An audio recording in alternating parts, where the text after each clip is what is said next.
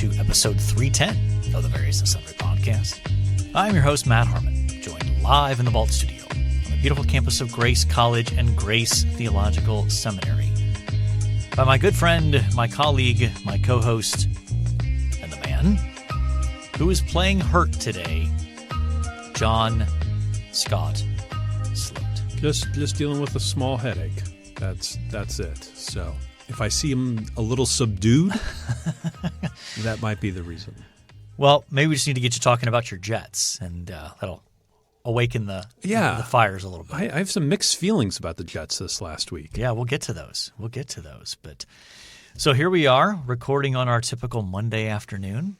Another very cold December Monday afternoon. Does it feel like winter got here early? Like normally I think of cold and snow maybe the end of December.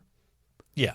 But certainly cold and snow January, February. Those are the 2 months of the year I go, it is really snowy here. Yeah, Feels like there's been a lot of snow. We're getting it early this year. Yeah, for sure. Are we getting it early or are we just getting a lot? Well, you don't know the future. You don't hold the future in your hands. Thankfully, I think all of us can agree that's for the best. But man, yes, I do hope this is just an early installment of snow as opposed to a very snowy winter ahead. March is going to be a true spring this year, right? I mean, there's going to be March 1, 75 degrees and sunny. That'd be glorious. That'd be great. That would be glorious. But if you'd like to contact the show and give us your own predictions for what kind of winter we are headed for. Maybe you've been reading the Farmer's Almanac. Maybe you have other sources. Aren't they stopping to make the Farmer's Almanac? Have they stopped making that? I think they are stopping making it. So they are starting to stop make it. What does that mean? They are ending the making of the Farmer's Almanac here in the next couple of years. So they've announced. I believe so. That they're don't quote me, but going I to eventually stop making it. Yes. Okay. They've announced plans to stop making it. Yes. Okay. Just clarifying. Yeah. If you'd like to contact the show and help us in some fashion, because we clearly need it, you can find us on X at VNSPod. You can email the show, variousandsundrypodcast@gmail.com. You can find us on Facebook and on YouTube, and we would love for you to leave a 5-star rating on whatever platform you access the program. We got an email, by the way. We did. Yeah, don't be too excited. It was somebody pitching their book to us to discuss on the show to do an interview of. Probably not our wheelhouse. Okay. I can't even remember the title, but I remember that's like Christian self-actualization, right? Visualize it and it will happen sorts of stuff. Okay. Probably not up our alley. I see. Well, I mean, when you have the massive platform that we do, it's understandable that you're going to have people reaching out and saying, can we get in front of that massive Various and Sundry podcast Yeah, let me audience? see if I can find at least the title of the book. Well, but if you give the title, then you're giving them what they want. See, you're giving them free publicity. Yeah, okay. So share it with me after pod. I will. But, yes. By the way, I don't know how the ad thing works. But we've been popping in the ads. Yeah, crushing it. But this came to mind because I wonder what those ads are. Yeah, you can look them up. I've listened to a few. Okay, have you? Because I was listening to another podcast, another Christian podcast, and they have cannabis ads. So I think I said no to cannabis. Thank you. I also said no to sports gambling. Thank you. Which we could probably make a lot more money on, to speak the truth. Yeah. But it was like a lot of Home Depot, which I'm sure you're fine with. I'm totally fine with Home Depot, even though we don't have a Home Depot locally. Yeah. Well, here in Warsaw. You have probably 5 of them within a 15-minute drive of you. 2 at least that I can think of. Yeah. Wall Street Journal. Okay. Yeah, I like that one. That's a good one. Okay. I'm on board with that. There was a wealth management one. All right. There was it was definitely hitting our list. What does that say about our listeners? I have no idea. So I'd saved this for our State of the Pod show to talk about the ads, but I would love to hear if somebody's listening to an ad and what the experience is like. Yeah, please. How it flows with the show generally. Please give us a shout out, because I've noticed in some other podcasts that they sometimes drop them in very awkward spots. Yeah. Like you're almost like mid-sentence. You'll be like, oh, suddenly there's an ad for whatever, sports gambling. Something like 75% of ours are at the front end of the pod. Yeah. So it starts before you and I ever speak. Okay. Well, there you go. All right, John, let's talk a little sports. Yeah. Where do you want to start? Well, I feel like we have to start with some college football. Okay. I mean, I feel like we have to just, address things head on here. Ohio State loses the Big Ten championship game to the Indiana Hoosiers, 13-10. A well-played game. A very competitive game. Very competitive game. There we go. Ohio State did not play particularly well. Now, a big chunk of that is because IU is really good. IU is a very good football team. Credit to IU for making Ohio State, struggle at points and that kind of thing. But at the end of the day, it comes down to Ohio State not executing in the red zone, having 2 red zone trips where they came up empty. Yeah. And also in the second half. Both were in the second half, right? And also some very questionable play calling from Ohio State, in my estimation, especially down towards the goal line. But is it time for the chipper to come back? Maybe. I mean, there's a bit of an issue with Brian Hartline, offensive coordinator, got hired away to be the head coach at South Florida. And so he's staying on with the team, staying on with Ohio State through the playoff run. And there's some pushback of like, well, maybe you should just let him go. He's not going to be able to be fully focused. He's, the anti-Lane Kiffin. Yeah. Oh, gosh. So anyway, I think Ohio State missed several opportunities that had they converted, they would have been just fine. We'll see if this I think I tweeted this out, but my optimistic take on this is that Ohio State is following the same script as last year, losing a close game, 13-10, exact same score. I've heard this logic, yes. In preparation for a playoff run here. So yes, we'll see. Bama lost badly to Georgia in the SEC championship game. Yeah, I watched part of that game too. And yet they did not move at all in the college football playoff rankings. Interesting. How does that make sense? Would you have preferred Notre Dame in over Alabama? Well, here's the thing. The committee backed itself into a couple of corners by the way they did things leading up to this. And so then they get to the end and they try to course correct, and they can't do it because they can't stay consistent with their logic. So one week, they're saying, well, this team is ahead of this other team because of this variable. And then they come along the next week or 2 weeks later and they're like, well, that variable really doesn't matter. Now it's this. It's like, well, which is it? Like that variable applies in this situation, but not in that situation? The truth of the matter is a bunch of guys in a room and it's their gut feelings, right? I mean, at the end of the day, it's humans that aren't consistent and just changeable humans. Well, and where does the money come from, right? I mean, it's ESPN's contract. It's sure, the SEC. Sure. It's, But you would think if this was all about money, Notre Dame would be a good one to have in there. Maybe. The Catholic money. Maybe. But see, Notre Dame not being in a conference. I think that hurts. Now that hurts them. I think that hurts them. I agree. I hope this causes them to join a conference. Well, to me, I kind of rolled my eyes. They declined going to a bowl. I did read that. I didn't know that was absolutely true, but I saw that on social media. Which is, they're throwing a temper tantrum, right? It's stupid, and here's why. I thought that was going to be a lot worse. You're giving up money because you would get some money for going to a bowl, but the bigger thing is you're giving up 15 practices. Mm-hmm. Like that's what bowl practices are. They are developmental practices for next year's team of guys that are going to get more opportunities. So it just seems very short-sighted and very much a temper tantrum to do that. But here's the thing. Oh. Here's why they put Alabama in. They are desperate to protect the conference championship games. And they were terrified that if you send the message, if you lose badly in the conference championship game and then don't get in, then people aren't going to want to make the conference championship game. Yeah. Was this their Alabama? Was it their second loss or Third? Third loss. Yeah, the 3 losses. Yes, including beginning of the season to a Florida State team that went 5-7. Yeah.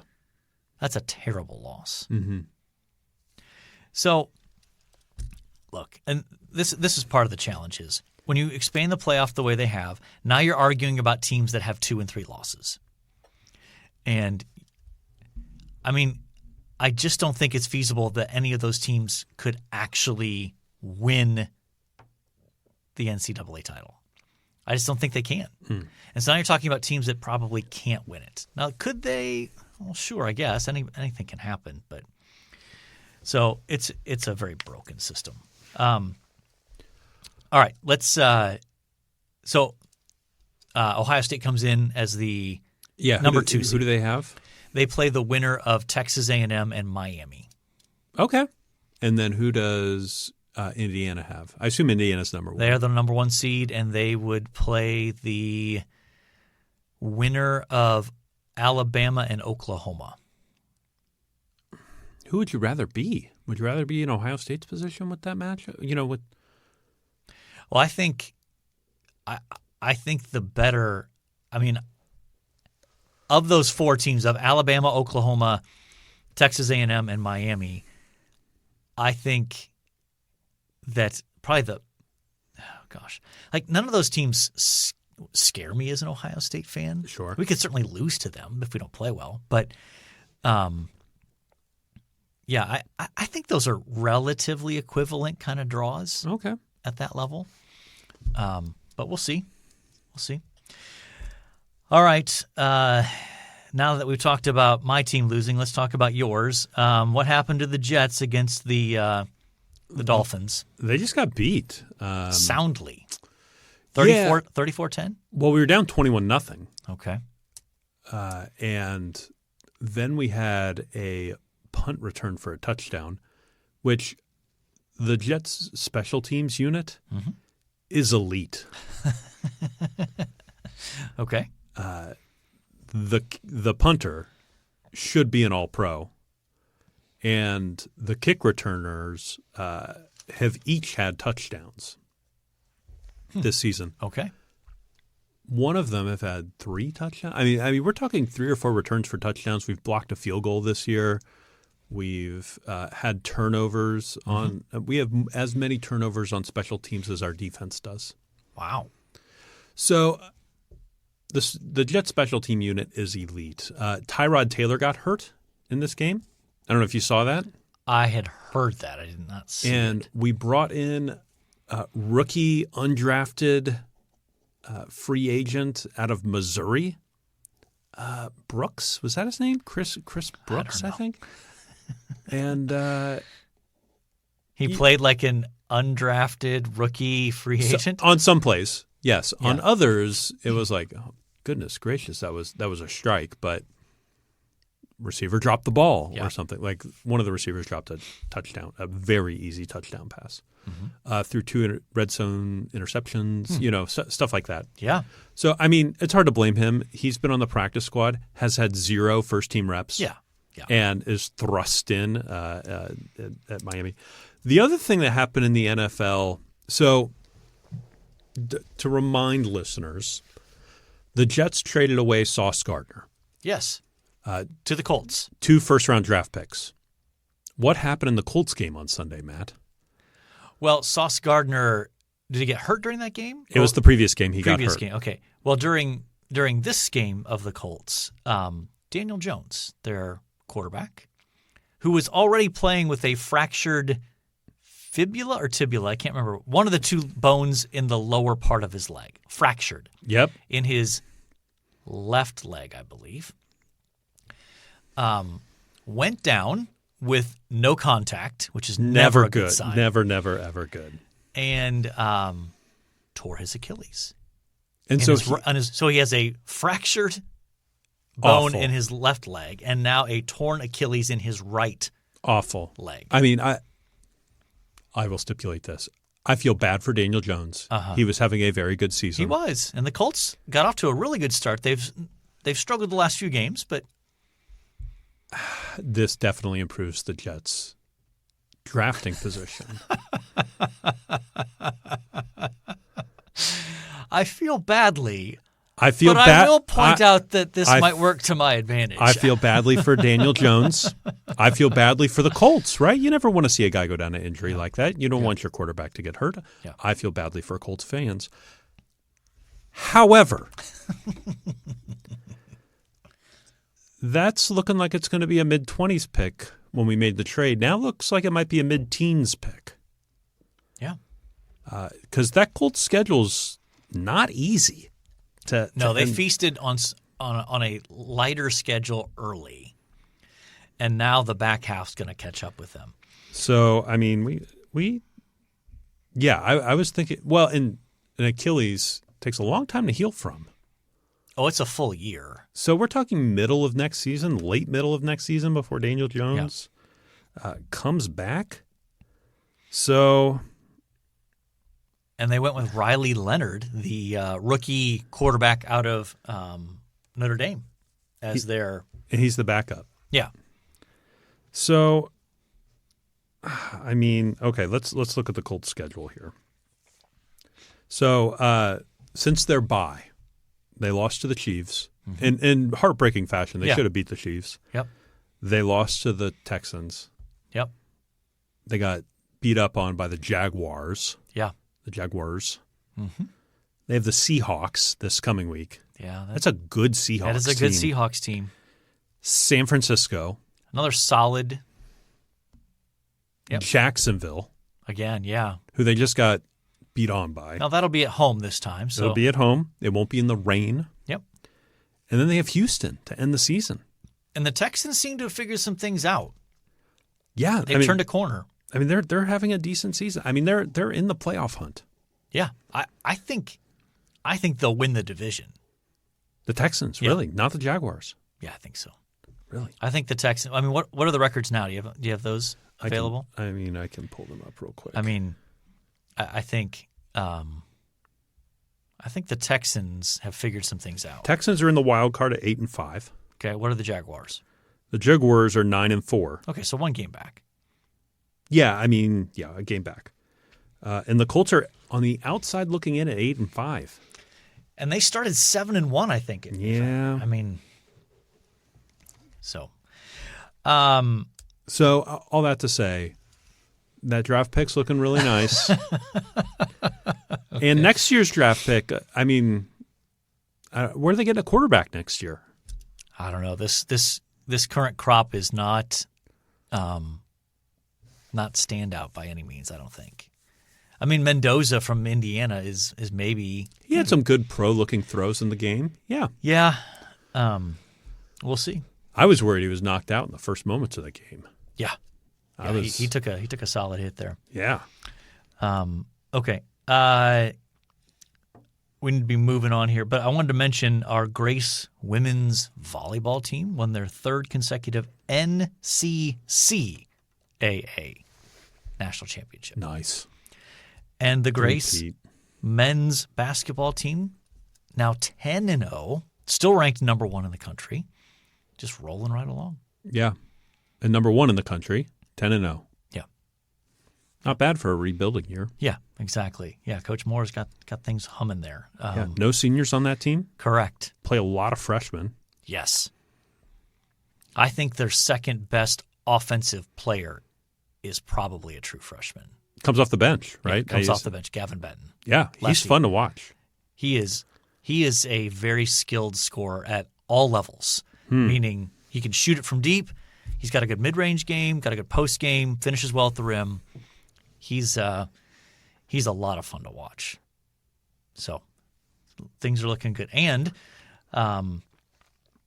they're the only team in the Crossroads League that has not lost a game in conference play.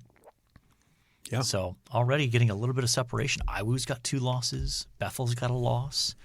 So we'll see. Just crazy that I would have never guessed they would start this. Now, they still haven't played IWU or Bethel, the 2 best teams besides them in the conference. Yeah. But we've played some teams that have beaten them. Yeah, we have. So the transitive property strikes again. Yeah. All right, John, let's move on to our main topic. We're continuing our Advent series, and we are talking about shepherds. So we are basically covering the characters of not all of them, but several of them. The Nativity. Yeah. Which I didn't realize this until I just thought about it right now. But that's a theme of our Christmas tree in the Harmon household. Oh, yeah. You remember this? Yeah. So we've got shepherds, we've got angels, we've got donkeys, hay bales. Yeah, that's great. Yeah, my wife did a great job with that. So, all right. So we're talking about shepherds. So we're going to read Luke 2, 8 through 20. Luke 2, 8 through 20. You want me to take this one? I want you to read it. Okay. Luke 2, 8 to 20. And in the same region there were shepherds out in the field, keeping watch over their flock by night. And an angel of the Lord appeared to them, and the glory of the Lord shone around them, and they were filled with a great fear. And the angel said to them, Fear not, for behold, I bring you good news of great joy that will be for all the people. For unto you is born this day in the city of David a Savior, who is Christ the Lord. And this will be a sign for you. You will find a baby wrapped in swaddling clothes and lying in a manger. And suddenly there was with the angel a multitude of the heavenly host, praising God and saying, Glory to God in the highest, and on earth peace among all those with whom he is pleased. When the angels went away from them into heaven, the shepherds said to one another, Let us go over to Bethlehem and see this thing that has happened, which the Lord has made known to us. And they went with haste and found Mary and Joseph and the baby lying in a manger. And when they saw it, they made known the saying that had been told to them concerning this child. And all who heard it wondered at what the shepherds told them. But Mary treasured up all these things, pondering them in her heart. And the shepherds returned, glorifying and praising God for all they had heard and seen, as it has been told to them.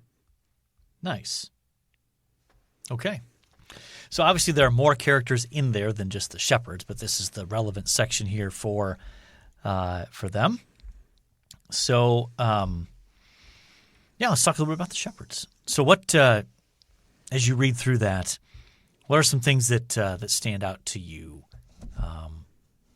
from their participation in these events? Yeah. I mean, they just seem to be going about their life, going about their jobs. Yep.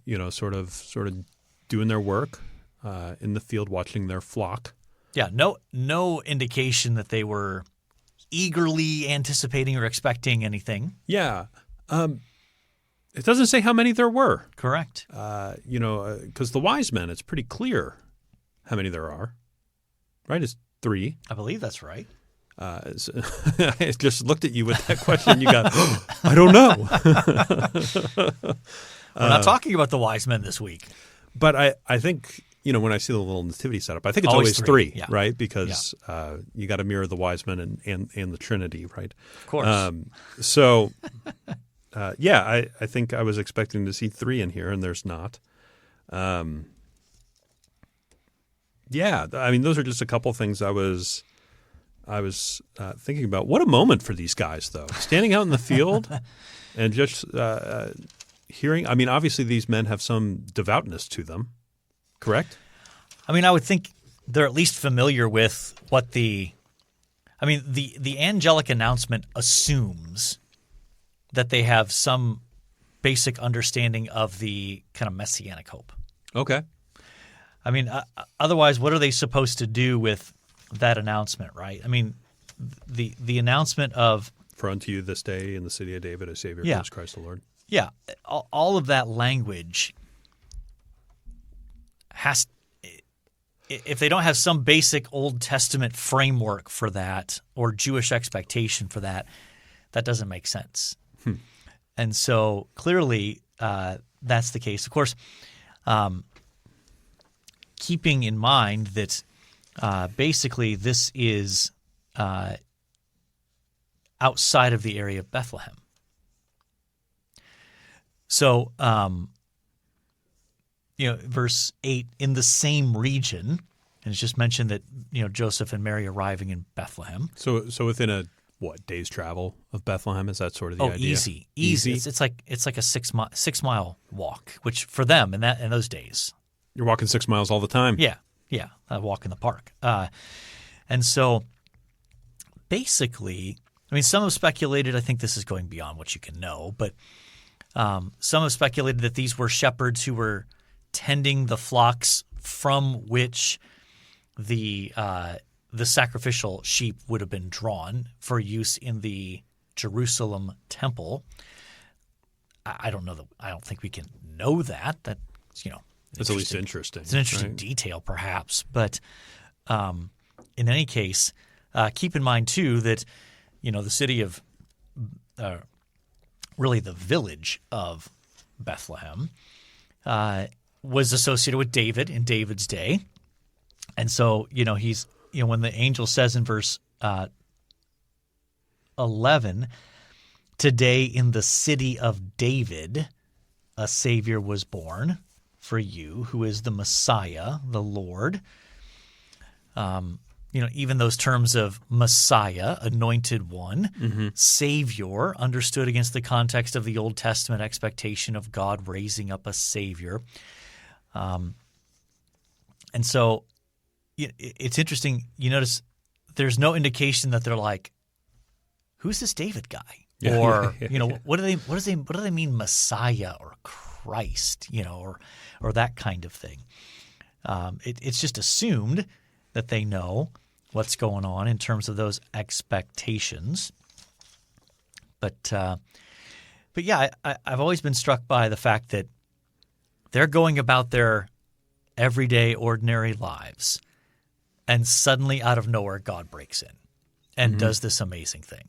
Like that just catches me every time I read this passage in terms of how easy it is for us to think about, to just kind of get caught up in the rut of everyday life.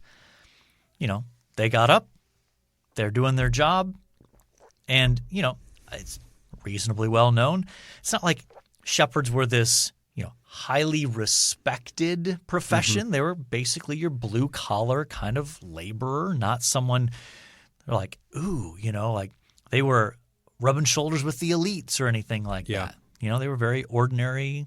And presumably these guys had done this 100 times, right? That they had gone out with these flocks. Yeah, absolutely. Hundreds and hundreds of times. Yeah. I mean, just probably thousands of times, and just another Tuesday on the job kind of thing. Yeah. And they're out there, I don't know what you do while you watch sheep. They drank some water, had some tea. I don't know what they did. Probably not tea. Probably not tea. No, that's Asia. Coffee? I don't know. Probably not coffee. Probably just some water or some variant of the grape. Yeah, maybe on the job. I don't know. And just had the clouds open up. Had the skies open.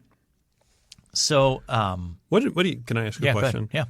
Yeah. What do you make of verse 14? Stuck out to me. So this is, the angels, the heavenly hosts, praising God, saying, "Glory to God in the highest, and on earth peace." And then it qualifies that peace among those with whom He is pleased. What do you make of that qualifier? Among those whom He is pleased. What does that mean? Yeah, well, it seems to qualify or limit that peace is connected with those who are in a right kind of relationship with him.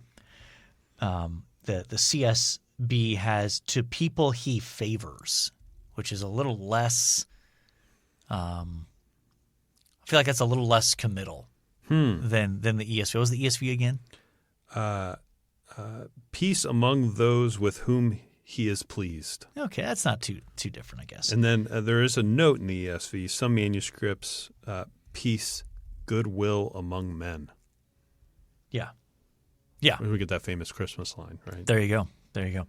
So, but it is interesting. I think that the juxtaposition of glory to God in the highest heaven and peace on earth to people he favors. So this is more of a prominent theme in the Gospel of Matthew, but sort of the merging of heaven and earth. Now that Jesus has come, it's the merging of heaven and earth together. That the glory of God is in one sense descending into earth. John picks that up, right? The Word became flesh and dwelt among us, and we saw His glory. Yeah. Right? Well, another interesting thing. Immediately after that, verse 15, the angels go away. They go back into heaven, and the shepherds are just sort of left there. Yeah. And they look at one another. We just go check this out. Yeah. I think I'm always under the assumption there was a command from the heavenly hosts to go check this out, but that doesn't seem to be the case. It seems to be the case that they went, this seems cool. Let's go see what's going on. Yeah, I mean, at the end of verse 12, the angel does say, this will be the sign for you. Okay, so there's something to look for. You will find a baby wrapped tightly in cloth and lying in a manger. So I feel like there's the expectation. Not you're right. There's not a direct command. Go find the kid. Yeah. But there's sort of the expectation of, well, now that I've announced he's arrived, of course you're going to want to go find him. Yeah. And so they do. They with haste. Yes, I love that. I do wonder, did the lowest guy on the totem pole get stuck left behind? Like, well, somebody's got to watch the sheep here, Joe. Yeah. Or they take them with them. They take all the sheep to... Probably not. Walking through the streets of the village with hundreds of sheep just wandering with them. Probably not. What's interesting to me is that it doesn't say how they found. Now Bethlehem was not a large village, okay? Sure. So few hundred people, yeah, maybe? Yeah, okay. So, how are they? Anyway, it's just one of those mysteries where it's like, well, we don't know. They start knocking on doors. Excuse me, has anyone had a baby here lately? Yeah, and they certainly weren't quiet about it. They were obviously saying like, "Hey, this is what the angels told us." Mm-hmm. Yeah. So they arrive. They communicate with everyone there. Yeah, and think about too this. I think the fact that the angel tells them you're going to find him laying in a manger. Probably not the most common place to find. There's probably, 10, 15 of these in Bethlehem total? Well, in terms of mangers, yes. In terms of houses where you're going to put a baby in a manger, probably not. But, I think it's striking to me that, they show up, they communicate what's been shared with them and why they're there, and you get the response there in verse 18, all who heard it were amazed at what the shepherds said to them. And then there's a contrast with Mary. Yeah, it's an interesting way to put a contrast. Right? I'm just going off the ESV, the word but. Yeah. But Mary was treasuring up all these things in her heart and meditating upon them. We'll get to Mary in a couple of weeks. Yeah. But this is what's always struck me about this account. It's verse 20, actually. The shepherds returned, glorifying and praising God for all the things they had seen and heard, which were just as they had been told. Now stop to consider this. They're told this, So the angelic announcement happens, and they go see the kid, and they're like, "Yep, this is true." And They they're go back to work. And they go back to work. And think about how many years go by before Jesus comes onto the scene and starts doing ministry, right? I mean, probably Roughly 30. Roughly 30. These guys might be dead. Some of them, and you just very elderly. Yeah. And you just wonder, like, how often from that point forward are they thinking about this kid? Mm-hmm. So there's this revelation. He's here. The Messiah's here. And they go back to work, and like they're just left to wait. Yeah. Because obviously he's got to grow. He's got to grow up. And then you begin to wonder, like, you think about another piece of the nativity story, right? With Herod eventually ordering the execution of every child, every male child in Bethlehem. Do you think, are some of these shepherds like, oh no, did he get him? Yeah. Like, did Herod manage to eliminate the promised one? And then they hear nothing, and then if they're old enough, then they hear John the Baptist come along, and they're like, hey, the Messiah's coming. The one after me is going to be greater than me. And but they had to wait roughly 30 years. Mm-hmm. And to me, that just, it reminds me of the position that we find ourselves in one sense, of the Messiah has come the first time, and here we are waiting for his return. Yeah. And we're confident, obviously, that that's going to happen based on the revelation of God's word. But, in the meantime, what are they doing? They're getting up every morning. They're going to work. They're trusting in the Lord. They're hoping in his promises and being faithful to whatever God has called them in that moment. And I think that's a perspective for us to adopt as people who are awaiting his return. Nice. Yeah. Who we covering next week? I think we're doing the wise men and Herod together. Okay, because their stories do intersect. Yeah. The wise men are very in the Christmas season. The wise men are always interesting to me. Well, then our audience will look forward to you explaining why. I have no answers. I have lots of questions. Okay. All right. Well, something for the folks to tune into next week. All right, John, time now for This Day in Sports History. All right, this day in sports history is December the 9th, 2025. Yeah, we're almost done. It's almost 2026. It's almost in the books. 1935, the first Heisman Trophy Award is awarded to running back Jay Berwanger, I guess, of the University of Chicago.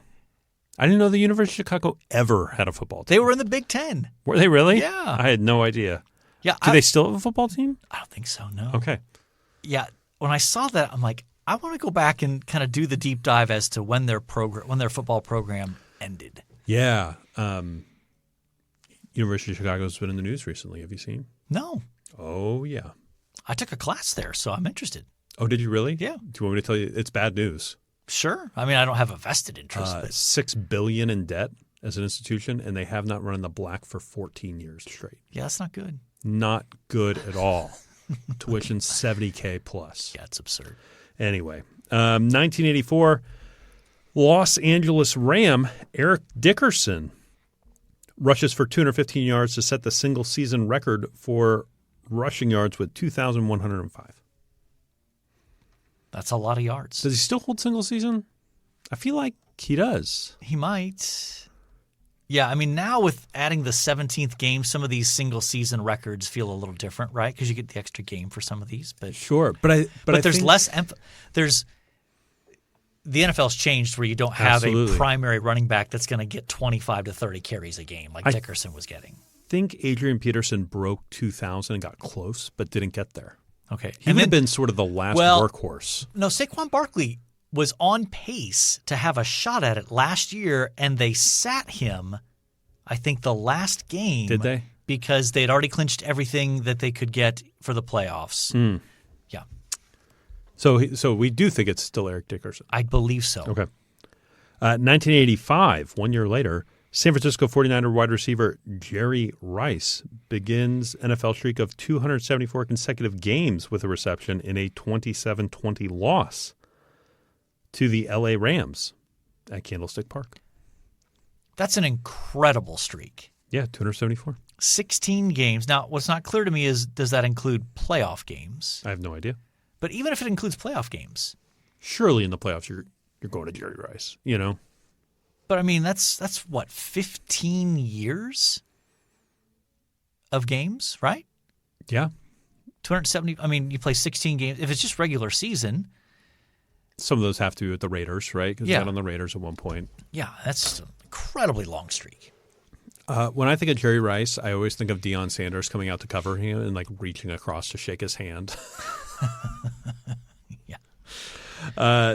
10 years later, 1995, 61st Heisman Trophy Award goes to running back Eddie George of Ohio State.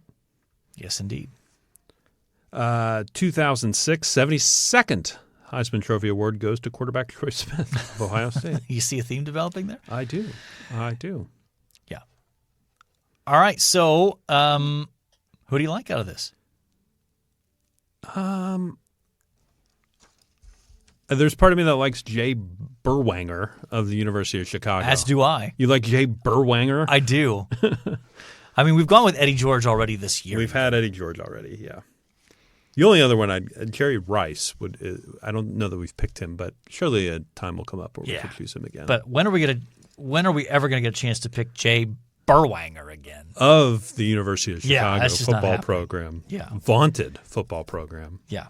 Yeah, that's where we're going. They're probably not running in the red, that football program. I don't think they have a football team anymore. So Jay Berwanger it is. One thing you liked. All right. So Andrew and I were watching a TV show that I will reference in another one thing I like later. Okay. But in the midst of this show, a character is trying to audition for American Gladiator, the TV show. Do you remember this TV show? Yes, indeed. And so I looked at Andrew and I was like, I watched American Gladiator as a kid all the time. Did she? She didn't know what it was. Oh, no.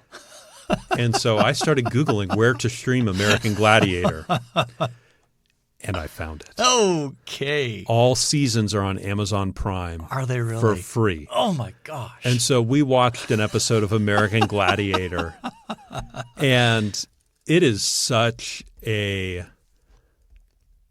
violent, they clearly were not concerned with concussions. No.